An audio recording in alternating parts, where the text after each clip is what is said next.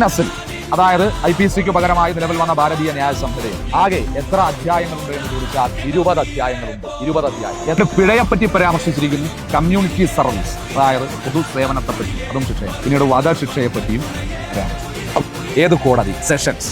കുറ്റകൃത്യത്തിന്റെ സ്വഭാവം കൊഗ്നിസബിൾ ആണ്, non bailable ആണ്. സെഷൻസ് കോടതി കേസുകൾ വിചാരണ നടത്തും. ഇനി 23 ക്ലോസ് 2 പോകാം. ഇവിടെ പറയുന്നു ഒരു കുട്ടിയുടെ പേര്, ഫോട്ടോ, സ്കൂൾ സംബന്ധമായ വിവരങ്ങൾ, രക്ഷിതാക്കളുടെ വിവരങ്ങൾ, അയൽപ്പക്ക സംബന്ധമായ വിവരങ്ങൾ തുടങ്ങി. 1949 നവംബർ 26 ഭരണഘടനാ നിർമ്മാണ സഭ ഭരണഘടനയെ അംഗീകരിച്ചു.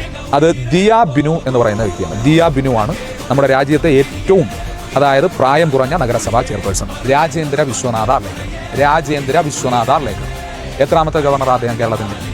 23ാമത്തെ ഗവർണർ. ഇമ്പോർട്ടന്റ്, 23ാമത്തെ ഗവർണർ. അതായത് മൗലിക കടമകൾ ഭരണഘടനയുടെ 4A എന്ന് പറയുന്ന ഭാഗത്താണ് പരാമർശിച്ചിരിക്കുന്നത്. തെരഞ്ഞെടുപ്പ് ഏത്? അതായത് സംസ്ഥാന തെരഞ്ഞെടുപ്പ് കമ്മീഷന്റെ മേൽനോട്ടത്തിൽ നടത്തപ്പെടുന്ന തെരഞ്ഞെടുപ്പ് ഏത് എന്ന് ചോദിച്ചാൽ അത് ഒരൊറ്റ തെരഞ്ഞെടുപ്പ് മാത്രം, തദ്ദേശ സ്വയംഭരണ സ്ഥാപനങ്ങളിലേക്കുള്ള തെരഞ്ഞെടുപ്പ്, ലോക്കൽ സെൽഫ് ഗവൺമെന്റ്സിലേക്കുള്ള തെരഞ്ഞെടുപ്പ് മാത്രം. അതുപോലെ തന്നെ നിലവിൽ മുഖ്യ തെരഞ്ഞെടുപ്പ് കമ്മീഷൻ, കേന്ദ്ര തെരഞ്ഞെടുപ്പ് കമ്മീഷനിൽ ആകെ മൊത്തം എത്ര അംഗങ്ങളുണ്ട്? 3 അംഗങ്ങൾ. ഒരു മുഖ്യ തെരഞ്ഞെടുപ്പ് കമ്മീഷണർ പ്ലസ് 2 തെരഞ്ഞെടുപ്പ് കമ്മീഷണർമാർ. ഒരു മുഖ്യ തെരഞ്ഞെടുപ്പ് കമ്മീഷണറും 2 തെരഞ്ഞെടുപ്പ് കമ്മീഷണർമാർ.